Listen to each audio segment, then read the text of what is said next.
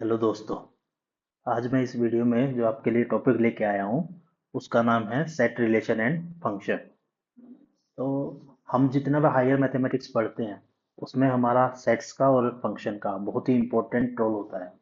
तो इसलिए मैं जो ये सीरीज स्टार्ट करने जा रहा हूँ इसमें हायर मैथमेटिक्स पढ़ने से पहले हम सेट एंड रिलेशन को पढ़ेंगे और उसका बेसिक्स के बारे में जानेंगे। तो ये आपको बहुत सारे एग्जाम्स में हेल्प करेगा। तो हम स्टार्ट करते हैं सेट से। सेट क्या होता है? बेसिकली सेट एक well defined collection of object होता है। ये हमने छोटी क्लासेस में पढ़ा है। अब हम आते हैं कार्डिनैलिटी ऑफ सेट। देखिए, कोई भी सेट है, सेट को हम हमेशा डिनोट करते हैं एक कैपिटल लेटर से। सेट को हम डिनोट करेंगे कैपिटल लेटर से, जैसे कैपिटल ए और सेट बी और सेट सी। और कोई एलिमेंट होगा इसका, तो एलिमेंट को हम हमेशा शो करते हैं स्मॉल लेटर से, स्मॉल ए, स्मॉल बी, स्मॉल सी। तो अगर हम बोलेंगे कि ए इज एन एलिमेंट ऑफ ए, तो इसको हम कैसे दिखाएंगे कि ए जो है वो सेट ए से बिलोंग करता है। तो अब कार्डिनलिटी का मतलब क्या होता है कि एक सेट में कितने नंबर ऑफ एलिमेंट है, उसको हम कार्डिनलिटी या ऑर्डर ऑफ ए सेट बोलते हैं। अब कार्डिनलिटी को हम शो कर सकते हैं एन ए से। एन ए मतलब number of element in A set, या फिर मोड ए से। और इसको ऑर्डर ऑफ सेट भी बोलते हैं, तो इसको ओ ऑफ ए से भी हम शो कर सकते हैं। अब हम देखते हैं डिफरेंट टाइप ऑफ सेट देखते हैं। देखिए, आपने सबसे पहला सेट है हमारे पास एम्प्टी सेट। इसको नल सेट या वॉइड सेट भी बोलते हैं।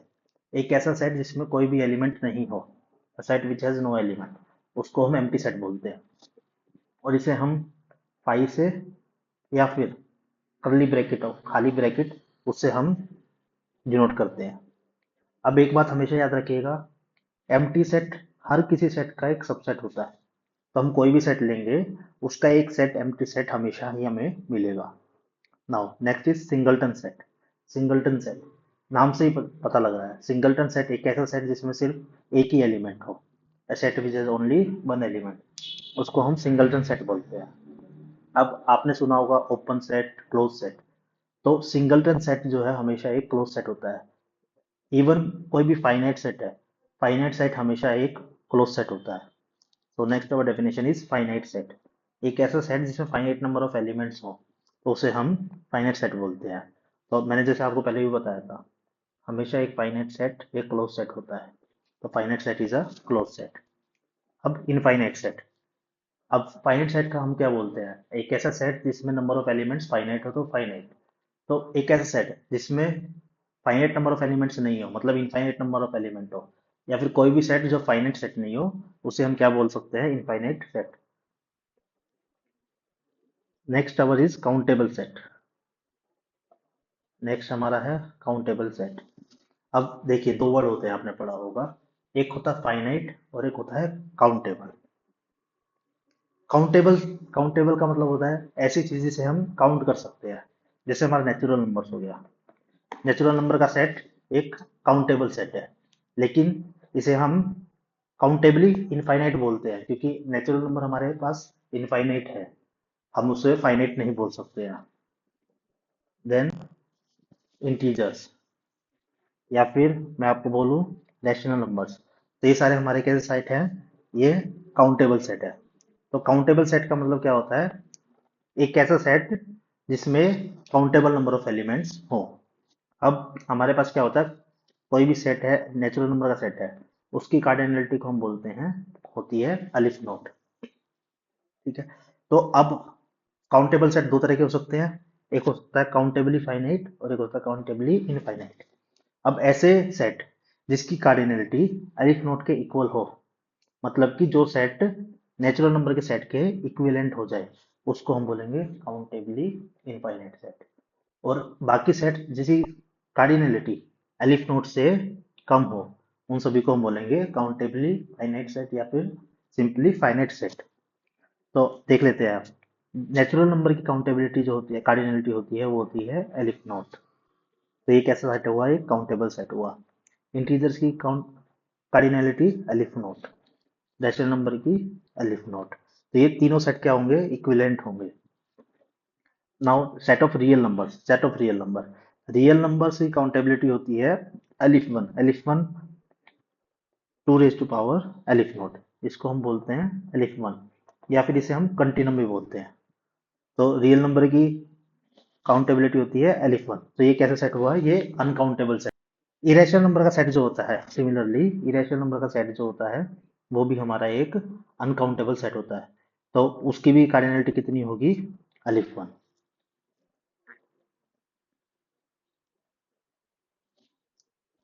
चलिए फ्रेंड्स आगे चलते हैं। नेक्स्ट है हमारे पास, अब हमारे पास दो चीजें आती है, एक होता है इक्वल सेट और एक होता है इक्विवेलेंट सेट। ये दो टर्म्स है। देखिए कोई भी दो सेट है, ए और बी, मैंने लेट कर लिया ए और बी दो सेट है। तो अब इसको इक्वल कब बोलेंगे, जब मैं बोलूं कि ए में जितने भी एलिमेंट है वो सारे के सारे एलिमेंट बी में आए और बी के सारे एलिमेंट ए में आए, तो उसको हम बोलेंगे ए जो है मेरा बी के इक्वल है। वहीं इक्विवेलेंट सेट में क्या डिफरेंस है, इक्विवेलेंट सेट में उनकी कार्डिनलिटी इक्वल होती है। अगर मैं बोलूं कि मेरे पास दो सेट है ए और बी, और ए में मेरे पास तीन एलिमेंट है, बी में मेरे पास तीन एलिमेंट है, तो मैं क्या बोलूंगा, ये दोनों सेट कैसे हुए, इक्विवेलेंट हुए। आइए एग्जांपल से समझते हैं।